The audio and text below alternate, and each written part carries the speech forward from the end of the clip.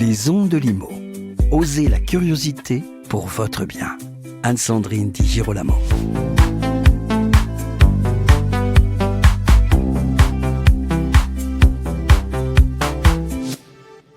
Amanda, retenez bien ce nom car il préfigure de changements intéressants sur la manière pour nos agents immobiliers de travailler et donc sur le ressenti de leurs clients en termes d'image et aussi d'efficacité. En ce mardi 24 juin, le fichier Amepi annonce son changement de nom. Le fichier Amepi devient donc Amanda, mais ce n'est sans doute pas tout, comme va nous l'expliquer Bailly Khoury, président tout récemment élu. Alors, quelles sont les promesses de Amanda ? C'est tout de suite avec Bailly Khoury. Bonjour Bailly Khoury. Bonjour Sandrine. Créé il y a déjà 20 ans, le fichier Amepi change de nom. Alors pourquoi ce changement de nom maintenant ? Alors qu'en fait, la marque fichier Amepi semblait installée. Le changement de nom s'est imposé pour trois raisons. D'une part, le fichier Amepi, qui a été créé il y a un peu plus de 20 ans, a été créé par des professionnels pour les professionnels. Il a vécu très bien entre les mains des professionnels. Il fallait aujourd'hui que l'on commence à communiquer vers le grand public pour expliquer quel est ce service que les agents immobiliers adhérents à Amanda pouvaient apporter. Bien évidemment, si on gardait le nom de fichier Amepi, ça explicite rien, c'est des noms barbares, c'est interne, c'est technique. Donc nous avons travaillé pendant quelques mois pour trouver un nom qui pouvait ressembler à ce qu'est notre travail et le service qu'on apporte à nos clients. Et oui, il y a véritablement aussi dans le logo qu'on peut découvrir une vraie rondeur, quelque chose qui dit que les relations vont être fluidifiées. Oui, alors bien évidemment, c'est... Avec le client notamment. Hein. Oui, je pense qu'il y a sous le nom d'Amanda, il y a un visage, il y a pas seulement un nom, il y a un visage, il y a l'humanité. C'est à cela que Amanda ressemble à ce qu'est ou ce qu'était le fichier Amepi. La valeur qu'apportent les agents immobiliers ne changera pas en soi, elle va rester la même. On va construire sur nos acquis et notre histoire, mais on doit profiter de cette nouvelle identité pour donner un nouvel horizon, une nouvelle page qui se tourne au sein de ce fichier partagé de mandat exclusif. Alors, on parlera des clients tout à l'heure, mais j'aimerais qu'on revienne aux agents immobiliers qui sont les adhérents de l'association Amanda. Je lis dans le communiqué de presse que Amanda vise à devenir un réflexe pour tous les agents souhaitant élargir l'audience de leurs biens et satisfaire au mieux leurs clients. Comment vous, en votre qualité de président de l'association, vous comptez faire pour inviter les agents immobiliers qui ne sont pas encore adhérents à venir rejoindre l'association ? Alors, le réflexe, il ne se créera pas tout seul, ça c'est certain. Nous avons une équipe qui est en contact avec les agents immobiliers au quotidien pour leur expliquer l'intérêt pour eux, bien évidemment, et l'intérêt pour leurs clients. Moi, mon rêve, c'est qu'un agent immobilier aujourd'hui se dise... Oui, c'est une évidence que j'ai ce service au sein de mon agence, comme je peux avoir d'autres services. Ça doit devenir une évidence que d'avoir ce service Amanda pour leurs clients. Voilà, ce réflexe, il va se créer parce qu'on va l'évangéliser, parce qu'on va échanger ensemble et de sortir des sentiers battus, de dire oui, ça c'est mon affaire, ou il y a quelques temps de cela, je ne m'entendais pas avec tel ou tel agent immobilier. Il faut maintenant dépasser cette idée qui aurait pu effectivement en gêner plus d'un. Mais il faut accepter aujourd'hui de passer ces paradigmes et aller plus loin. Est-ce que justement le fait qu'on sorte d'une crise a fait que tout change aussi ? Est-ce qu'en 2025, il est vraiment devenu impossible de travailler seul dans son coin ? Ça l'était déjà avant la crise. Alors c'est sûr qu'une crise, ça permet de se remettre en question. Pour nous, ça devenait une évidence de réfléchir. Il y avait plusieurs pistes pour imposer ce service à l'ensemble des clients. On sait le faire à travers nos agents immobiliers, nos agences immobilières. Et c'est vrai qu'aujourd'hui, quand on parle avec des adhérents qui étaient précédemment au fichier Amepi, eh bien, commencent à revenir parce qu'ils voient que la manière dont les choses ont évolué, la manière dont le marché a évolué, dans la collaboration entre agents immobiliers s'impose naturellement. Voilà, on se pose de moins en moins de questions de travailler entre agents immobiliers pour satisfaire un client qui, lui, attend qu'on lui vende son bien ou qu'on lui trouve son futur logement. Ça fait d'ailleurs partie des questions courantes des clients. Hein. C'est avec qui travaillez-vous par ailleurs pour que mon bien se vende ? Exactement. Oui. C'est une question. Est-ce que Oui, vous oui. êtes nombreux? Est-ce que vous êtes plusieurs? Est-ce Oui. que vous avez combien de collaborateurs? Et il est certain que aujourd'hui, c'est pas de dire à un client on est 3 ou 4 ou 5 agences.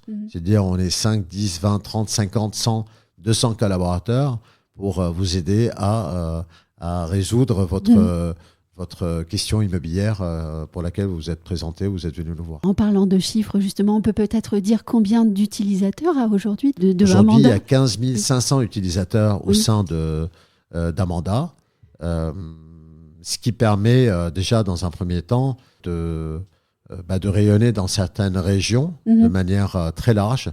Si je prends la région de Toulouse, l'Alpha de Toulouse, qui est l'association locale, il y a plus de 200 agences, donc imagine le nombre de collaborateurs qui peuvent être à la disposition d'un seul client tout en ayant un seul interlocuteur.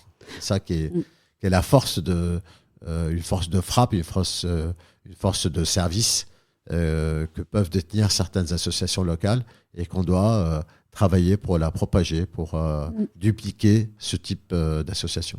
Vous venez de prononcer un mot magique, c'était le mot alpha, puisque le fichier MEPI était structuré beaucoup en fonction des alphas, donc c'était les antennes régionales du fichier. Est-ce que cette organisation va perdurer? Est-ce qu'elle pourrait évoluer? Elle doit évoluer parce que les alphas aujourd'hui sont affiliées à une organisation nationale, donc elles ont déjà évolué parce qu'elles étaient très indépendantes il y a quelques années. Elles vont évoluer de par leur nombre et leur organisation. Ce que recherche avant tout un professionnel de l'immobilier adhérent à une alpha, c'est deux choses: d'avoir des règles et qu'on fasse respecter ces règles. Les règles émanent du national et elles sont organisées localement. Et ensuite, le national doit accompagner les alphas quand il y a des dérives ou des mésententes à travers un service des bonnes pratiques pour faire respecter les règles. À partir du moment où on ne fait pas respecter les règles, eh bien, ces alphas ne fonctionnent pas. Donc l'évolution, elle va passer par celle-ci. C'est de faire respecter nos règles. Tous ensemble, c'est ce que nous demandent nos adhérents et nos partenaires. Mais la structure d'Amanda en alpha va continuer. Elle va continuer, c'est la même structure, bien évidemment, elle ne va pas changer. Elle va peut-être même donc s'amplifier au fond. Exactement. Dans le communiqué de presse, il est fait mention d'actions locales pour renforcer la notoriété d'Amanda. De quoi s'agit-il? Il y a deux manières de communiquer, où on se met en face d'une communication très descendante jusqu'au grand public, et là on risque de mettre beaucoup de temps. Ou alors on s'appuie sur nos forces locales pour faire 3 niveaux de communication. Une communication locale, pour eux c'est la base. Ils vont avoir beaucoup d'outils pour communiquer avec leurs clients à travers des vidéos, des dépliants, des outils digitaux. Les réseaux sociaux au niveau de l'alpha, et puis les communiqués ou les rencontres avec les journalistes sur le plan national. Donc c'est une combinaison d'outils, de moyens pour que Amanda se fasse connaître et l'intérêt du fichier partagé soit connu. Donc l'objectif, c'est qu'à terme, un client puisse dire moi je travaille avec telle agence et je veux absolument qu'Amanda soit là à mes côtés aussi. Je le dis avec humour, mais... Oui, l'idée, alors c'est toujours une idée et il faut qu'elle soit peut-être au départ un peu farfelue pour qu'elle devienne réelle, une espèce de rêve, que le client dise moi si je veux vendre ou si je veux acheter mon bien, je voudrais me servir d'un mandat. Voilà, je voudrais m'adresser à une agence qui a ce service-là et qui peut me l'apporter. Et oui. Justement, on n'a pas encore évoqué le client et pourtant c'est la partie essentielle de la relation contractuelle. Comment est-ce que vous allez servir le client? Est-ce qu'il y aura des actions qui vont être prises pour que ce client soit parfaitement conscient de ce que Amanda va lui apporter? Oui, ça va passer par par une organisation qui a plusieurs niveaux. La première chose qu'on doit faire, c'est de former nos collaborateurs, former les collaborateurs dans les agences. Pour anticiper et répondre aux clients quand il s'agit de lui proposer ce service-là. Donc, il faut que les collaborateurs soient formés. Ils ont un outil digital qui est une application, les aider à l'utiliser et à la mettre à disposition de leurs clients. Et puis, au sein de leurs activités, que ça soit pour estimer un bien ou proposer leur service pour mettre en commercialisation un bien, s'imposera évidemment un certain nombre d'outils qui accompagnent, qui expliquent de manière factuelle les éléments que le conseiller pourra apporter à son client. Donc ça, c'est le premier niveau, former, donner des moyens, donner les outils. Et puis ensuite, créer, pour moi, une culture interne dans l'agence, une culture interne au sein de l'équipe. S'il n'y a qu'un seul collaborateur qui utilise le service Amanda, évidemment, ça ne sera pas connu par l'ensemble de leurs clients. Oui. Ça n'a aucun sens. Donc, il faut que ça devienne une culture. Donc, il faut du temps pour créer une culture au sein de l'agence. Alors, c'est plus facile aujourd'hui pour les agences qui sont déjà adhérentes, puisque ils l'ont déjà installé. Donc, il faut que l'on continue à accentuer ce travail. Et ce travail, nous devons le mener avec les nouveaux adhérents qui vont arriver au sein des associations.